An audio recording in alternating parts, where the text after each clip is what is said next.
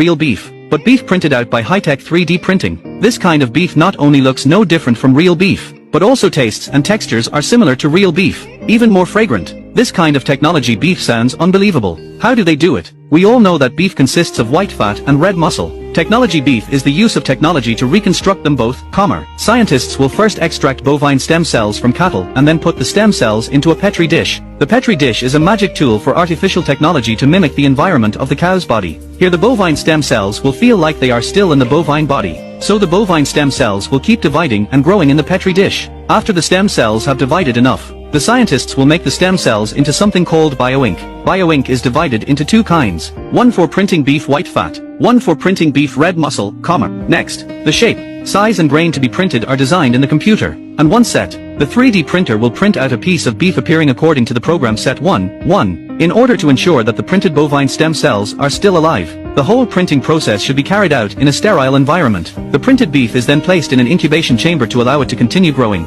This way, after a few weeks of growth, it will form muscle fibers and fat tissue like real beef, so that a piece of technological beef that you can hardly distinguish from the real one is made. However, due to the current cost of this 3D printed beef, then the real beef is expensive. To popularize, there is still a way to go. When the time comes, if it really popular, you will support this kind of guy's name is Max Laughlin, and he looks no older than 15.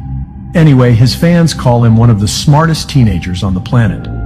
The founder of a high-tech startup, Laughlin also demonstrates deep knowledge of physics. And according to his hypothesis, the Large Hadron Collider experiments have already brought about a global cataclysm that affected all of us. Whether it was a vacuum decay or a plasma explosion doesn't make too much of a difference. What matters here is that the survivors of this disaster were transported to a neighboring parallel universe without even noticing it, but only for a time. It's the Large Hadron Collider that Max Laughlin blames for the so-called Mandela effect. When the rights activist and former South African President Nelson Mandela passed away on December 5, 2013, it turned out that thousands of people across the globe thought he was long dead. They were convinced he died in prison in the 80s and never got to be president. It might have been explained by mass hallucination, but today, the Mandela effect has spread to a whole bunch of things, influencing people around the world. Some claim that the mascot of the Monopoly game has always donned a monocle, even though he never has. Others are certain that in the first Star Wars sequel, Darth Vader says, "Luke, I am your father." No such line is in the movie. There are dozens, if not hundreds, of examples of the Mandela effect, and it's likely that you've experienced it too. Moreover, this theory fits in with the so-called many worlds interpretation of quantum physics, where each scientific experiment creates new universes. So are Mark Laughlin's theories really that far-fetched? What if the Large Hadron Collider did split our universe, randomly throwing us into its parallel reflections, especially considering that the Mandela effect manifested for the first time a few years after the first protons collided in the LHC? Hold on, what was that guy's name? Max or Mark? Anyway, CERN is not just bent on continuing experiments in the Large Hadron Collider. It's going to build a new one. The Future Circular Collider is a truly grand project. Its circumference of 100 kilometers will allow colliding particles at an energy of 100 tera-electron volts, 6 times the current figure. All that's left is to find $22 billion, and the Future Circular Collider will have been built by 2050 at the latest. The purpose of it all is to make testing physical theories more thorough. But I'm stuck on the feeling that when we test them, we also test our luck and the universe at large. Couldn't get any creepier with all the problems with crime and homeless. I ran into this billboard on this lot. So this is a vacant lot for construction. And it says, "Live life deeper, 144 stories underground. You may never go outside again." It's so creepy. I'm wanting to know if this is real with this construction site right here. West Hollywood, Beverly Hills adjacent, a controlled access community, 24/7 security, residents only amenities, a new standard of sustainable living, but it's all underground. Live life deeper. The world's first and only completely subterranean residences. Terrifying. I feel like it's a horror movie. It's so creepy. Professor Klaus Schwab was born in 1938 in Ravensburg, Germany, where Nazi crimes against humanity were committed. His father, Eugene Wilhelm Schwab, was the managing director of Escher Weiss Ravensburg, a company that used slave labor to manufacture weapons of war for the Third Reich. While Klaus's father was at the helm, the Nazi Party awarded Escher Weiss Ravensburg the title of National Socialist Model Company.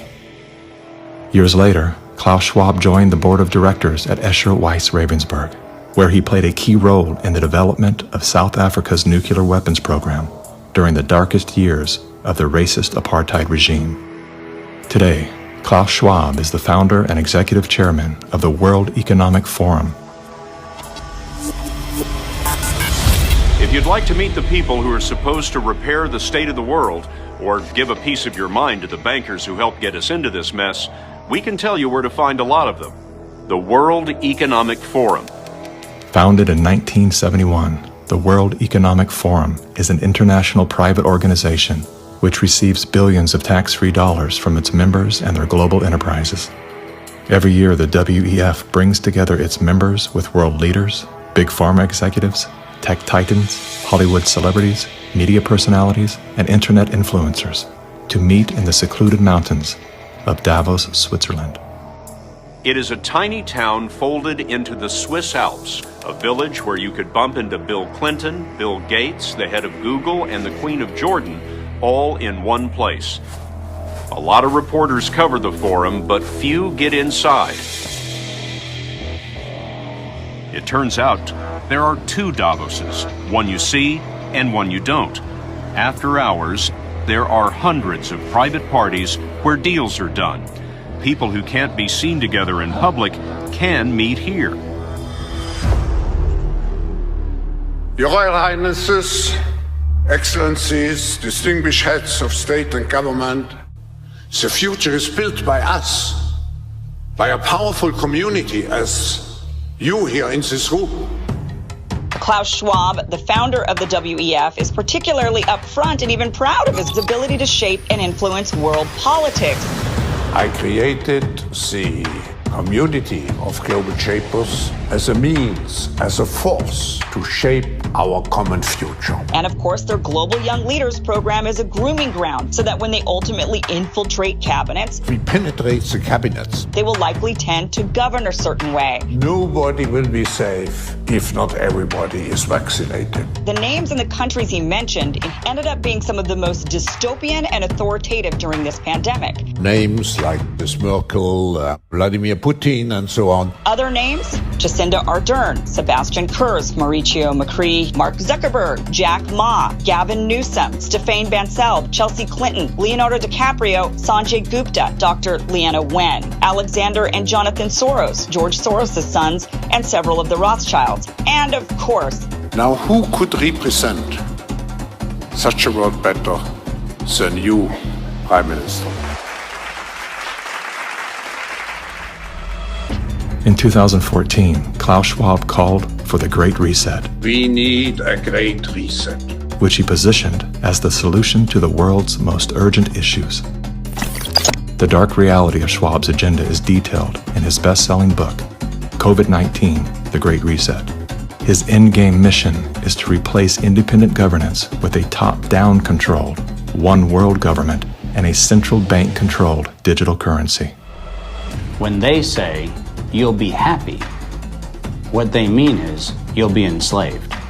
That's why they're talking about a great reset. That's why they're talking about introducing this quasi-communist, quasi-socialist agenda. They know we've run the course where we cannot continue down the path of the ever-increasing indebtedness because we have a generation that quite literally cannot afford to buy a house. Millions of Americans are priced out of buying a home. And so it's easy to tell that generation, we're going to forgive your college debt. Student debt relief. And set your expectations lower. You're going to rent forever. We're going to celebrate the tiny house movement. We're going to do all of these things which sound cool because they're shaping our narrative so that we become capable of expecting less. What we need to do is not expect less.